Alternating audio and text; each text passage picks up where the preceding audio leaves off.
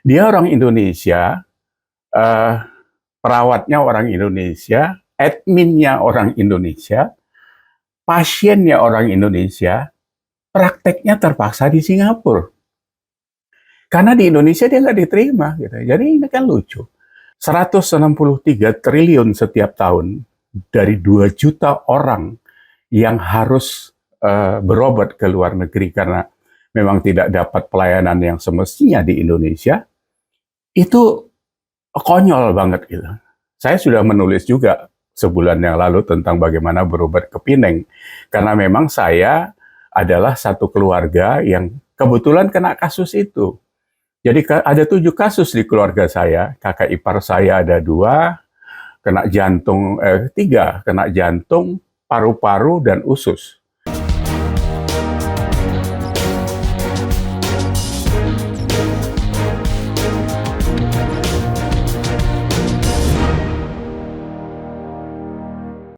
Selamat pagi rekan-rekan, ketemu lagi di Respons, Semangat Indonesia. Kali ini kita akan membahas masalah demo ID yang beberapa waktu yang lalu terjadi di Jakarta.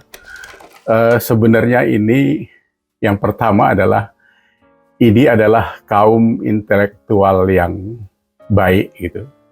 Jadi kalau hampir berbarengan melakukan demo dengan demo buruh, ya mestinya kelasnya nggak turun ke sana gitu. ID adalah organi profesi yang sudah ada sejak tahun 50. Jadi tepatnya 24 Oktober tahun 50. Jadi lebih kurang sudah 73 tahun. Kalau usia manusia ini sudah masuk aki-aki lah gitu. Tapi berpikirnya kadang-kadang kita lihat kurang dewasa gitu.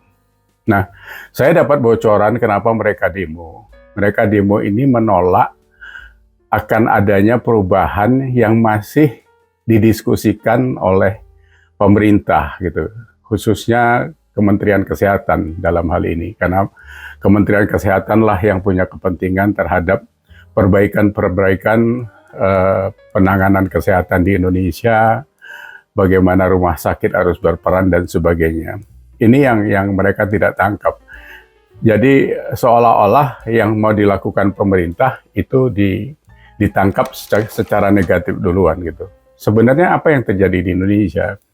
Kita ini adalah negara di ASEAN. Ini ASEAN ya, bukan dunia. ASEAN masih nomor terbaik, nomor 3 dari bawah. Jadi kita ini hanya di atas Laos dan Kamboja kalau nggak salah. Kita di bawah Timor Leste, kita di bawah Filipina.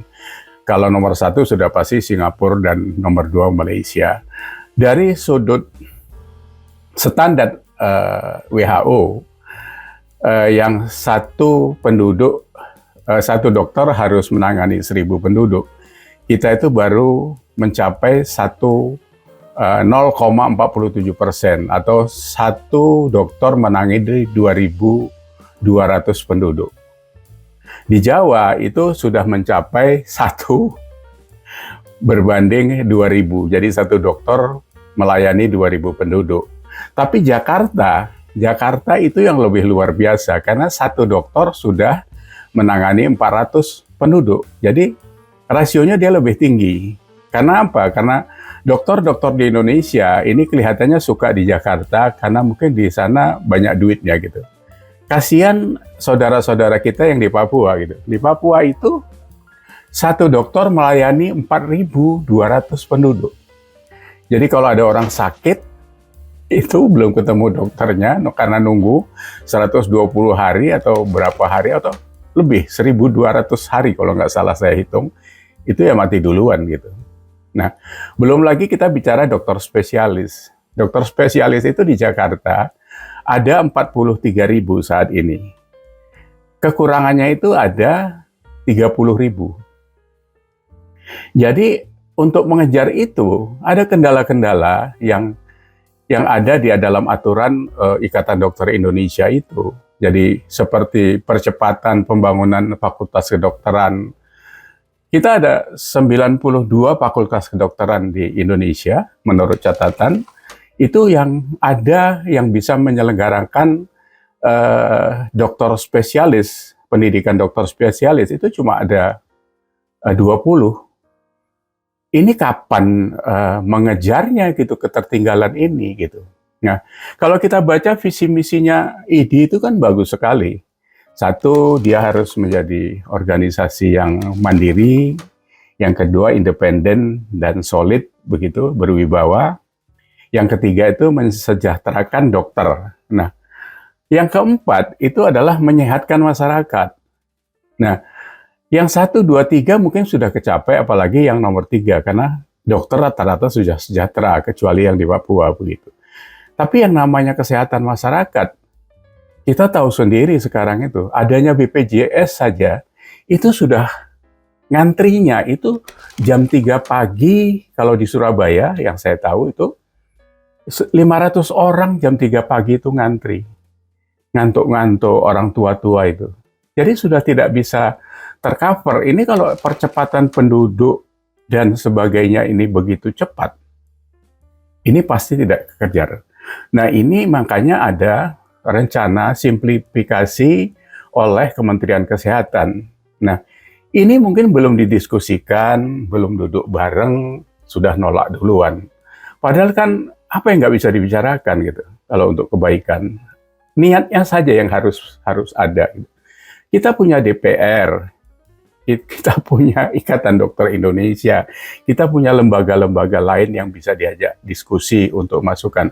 Saya dengar terakhir katanya Kemenkes mau mengadakan temu wicara, diskusi dengan mahasiswa yang sedang mengambil spesialis di tingkat akhir. Itu katanya diancam oleh senior-senior yang mengajar mereka. Kalau sampai datang atas undangan Kemenkes, mereka tidak diluluskan. Masa sejolim itu sih gitu? Saya ya tidak percaya juga menelan mentah-mentah. Tapi kalau dari cerita-cerita burung, atau ada beberapa yang valid untuk bisa dipercaya, memang sulit untuk lulus dari dokter spesialis di Indonesia itu. Ada permintaan macam-macam yang aneh-aneh gitu. Dari senior-senior yang mengajar itu, ada yang minta ke karaoke, maaf, cakap, ada yang minta ke hotel dalam tanda kutip dan sebagainya. Nah, yang punya duit sekolah di luar, tapi pulangnya nggak diterima lagi. Ini kan aneh gitu, ilmu kedokteran yang didapat dari luar masuk Indonesia ditolak. Ini dasarnya apa? Katanya katanya kuliah di luar itu 4 musim, jadi harus menyesuaikan. Ya disesuaikan sajalah, tapi bukan berarti ditolak. Kalau nggak salah beberapa waktu yang lalu kan ada Dokter Gunawan itu nggak salah yang teriak-teriak dari Singapura itu. Dia orang Indonesia, perawatnya orang Indonesia, adminnya orang Indonesia, pasiennya orang Indonesia, prakteknya terpaksa di Singapura. Karena di Indonesia dia nggak diterima. Gitu. Jadi ini kan lucu.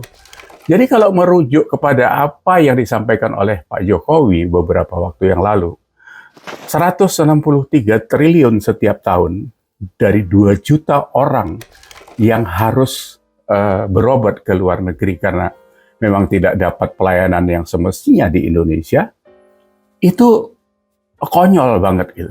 Saya sudah menulis juga sebulan yang lalu tentang bagaimana berobat ke Pineng. Karena memang saya adalah satu keluarga yang kebetulan kena kasus itu.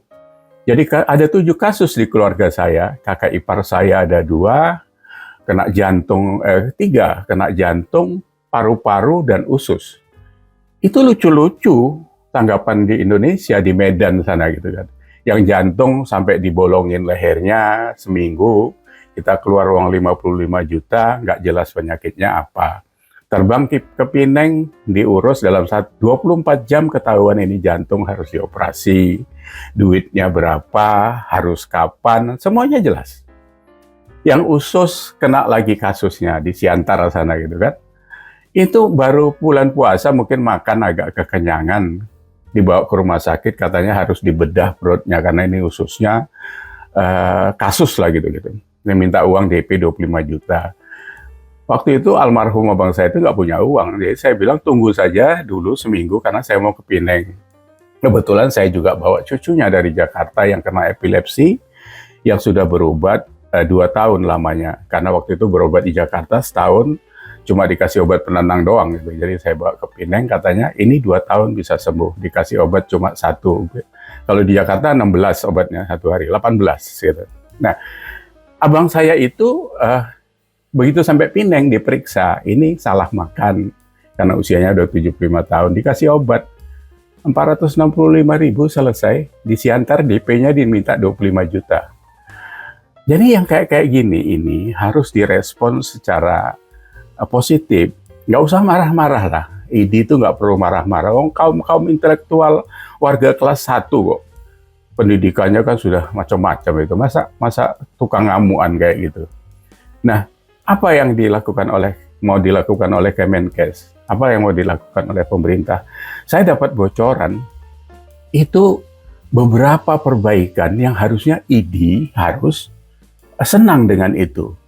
Karena katanya mau membuat rumah sakit, mau mendirikan rumah sakit saja harus melalui 15 undang-undang.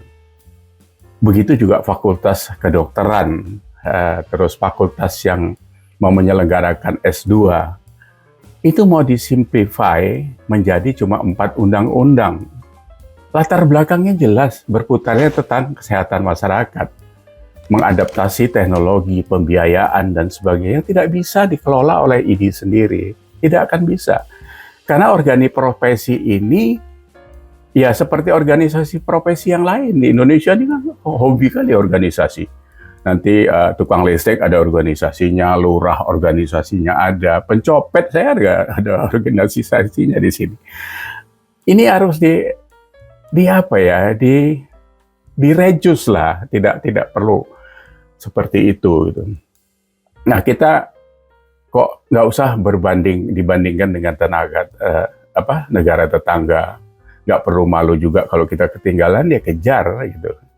Jadi tapi perlu fokus, perlu duduk bareng, sehingga tidak diskusi di tengah jalan, tidak lempar-lemparan gitu. Ajak ke DPR gitu. DPR yang genah maksud saya, jangan DPR yang cuma marah-marah juga gitu, seperti Komisi 3 itu kan. Jadi Korea itu nggak usah jadi diskusi juga gitu. Diskusi yang baik-baik sajalah gitu. Jadi saya pikir sebagai rakyat, kami juga memerlukan perubahan-perubahan itu. Apa yang dilakukan Presiden kita sekarang hampir 10 tahun ini kan terasa perubahannya. Tapi ya kita harus maklum karena tidak semuanya Pak Jokowi harus menyelesaikan sendiri. Gitu. Ada menteri, ada layer-layer yang lain, ada praktisi dan sebagainya. Silakanlah untuk berbaik hati, untuk tidak bereaksi yang negatif. Karena Indonesia ini harus kita perbaiki bersama, harus maju bersama, harus diniati yang baik bersama. Jangan celotehannya aja kemana-mana begitu. Itu mungkin yang perlu kami sampaikan. Terima kasih sudah menyimak dari reaksi spontan masyarakat. Sampai ketemu di lain waktu dalam isu yang lain. Terima kasih. Ciao.